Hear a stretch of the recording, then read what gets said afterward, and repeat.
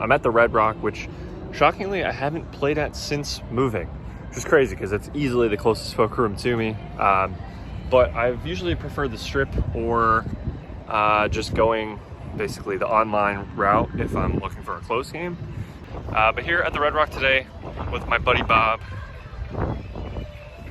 let's try to crush his soul. Also, you see this like lightning behind me? Crazy.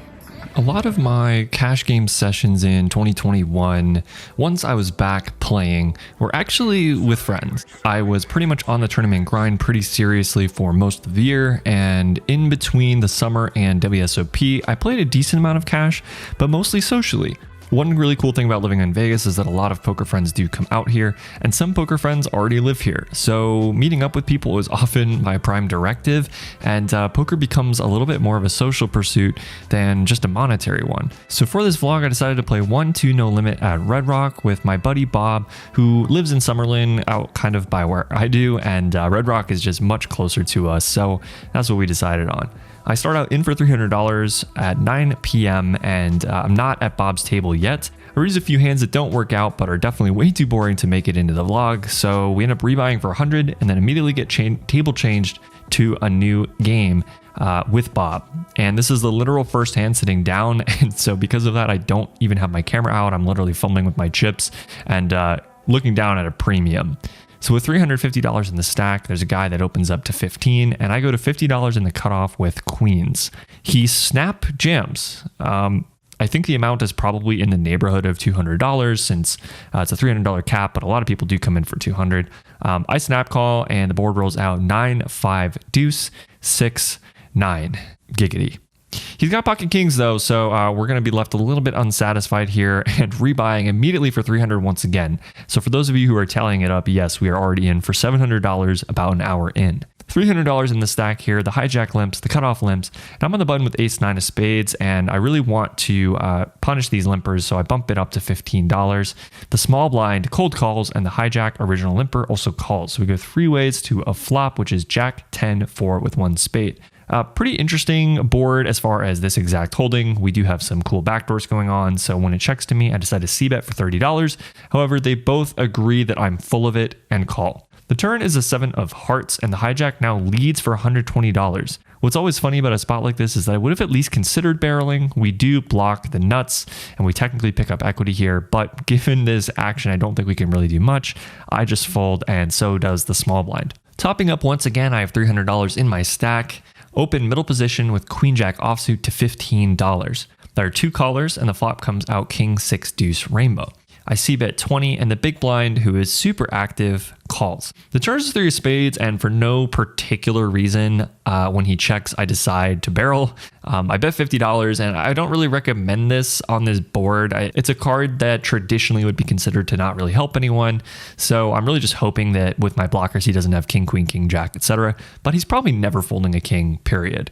Anyway, he calls, and the river is something like the 6 of diamonds, and he leads for $100. I snap fold, and he shows the king of spades. So, nice play by me there, obviously.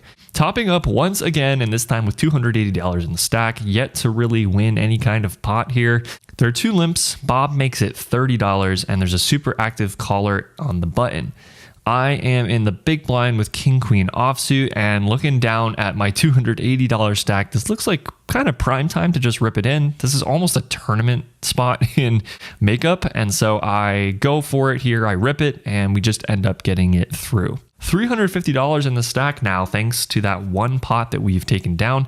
Middle position limps, hijack limps. I'm in the cutoff with queens, and I make it $15. Probably a little small for this table as the button and both limpers call, but the flop comes out a beautiful 8 deuce deuce rainbow, just totally devoid of any sort of draw, any sort of concern. When it checks to me, I have a pretty easy c-bet here, as I will do with a lot of my range. I just bet $20. I don't think we want to down bet when we're so multi-way, but I just take it down. Too bad nobody has anything. In this hand, about $400 in the stack, and there's a limper in middle position. I'm in the small blind with king queen offsuit, and I bump it up to $20. The big blind cold calls and the limper folds, so we go heads up to jack 9-5 rainbow. With two overs and a gutter, I decide to c-bet $20, and I get called. Turns a jack, which I don't expect to allow me to get too much fold equity too much of the time, unless I'm usually kind of ahead anyway. I check and he checks it back. River is a brick and I decide to bet $55. He flashes me a 5 quickly before folding. In this next hand, a tight cutoff player opens to $10 and I'm on the button with 7-6 hearts. I could 3-bet this some percentage of the time, but given that he's tight, I decide to just call. Small blind calls as well, so we go 3 ways to a flop of 6-5-3 rainbow, and it checks to me.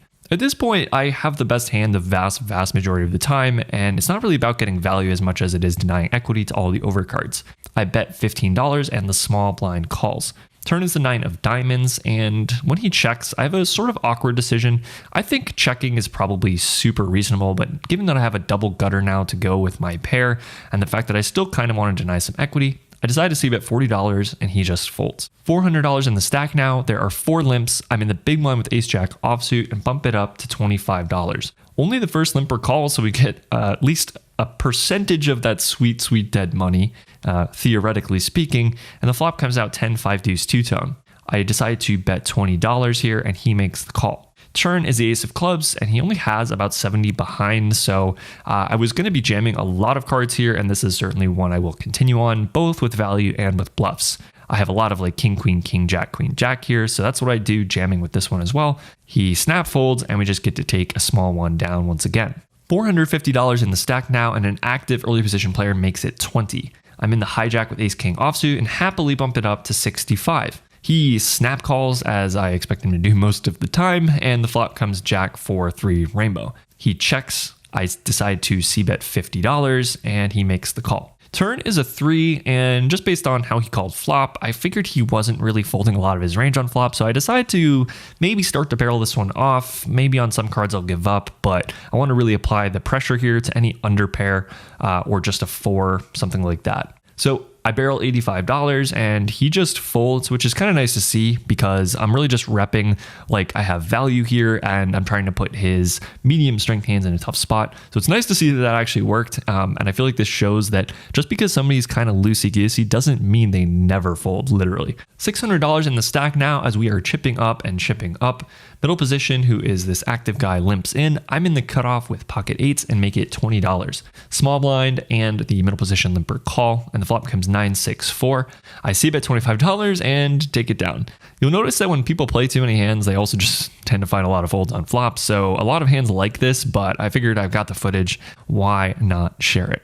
$660 in the stack now, and the straddle is to 5. I'm in the low jack with king jack offsuit and I bump it up to 25. The hijack jams for about $60. The big blind, who's the active player, jams 195. I find the fold, and the hijack has king queen offsuit, so we're in pretty bad shape versus him. The big blind has ace 10, and we were not in great shape against him either.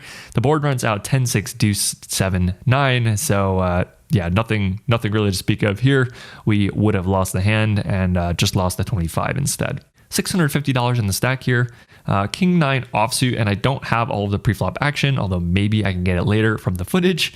Anyway, I'm the straddle in a limped pot, I think. 4 ways to a flop of jack 10-7 rainbow. So we flop ourselves a weird sort of double gutter here, and it checks to the button, who bets $25. Small blind calls, and I contemplate raising but decide to just call here. The turn is an 8, which is an absolutely perfect card. Checks to the button, who jams $70. I make the call, obviously, with my straight, and the river is the queen of clubs. I just show, and he shows jack 6. So yeah, I mean, we got there on the turn, obviously, but it's kind of funny because I thought I might have gotten lucky on the river, but it turns out he just didn't have enough behind to not shove his jack X hand. I believe I have footage for this one, so sorry about that, but $750 in the stack and under the gun limps. I have pocket aces in middle position and bump it up to $20. The hijack and under the gun limper both call. Flop is queen jack 8 all spades, and I thought it was the jack of clubs at first, so when under the gun leads for $20, I make it 65. Then I realize what the board is. Hijack calls, under the gun also calls. The turn is the 4 of diamonds, and it checks to me. Obviously, I'm not really loving life here. I decide to check, and the hijack checks it through. The river is the 10 of diamonds. Under the gun jams for $190, and I am just wanting to throw up. Feels like I've lost the absolute maximum here, and I just have to get away now. Everybody folds, and we lose this one with aces.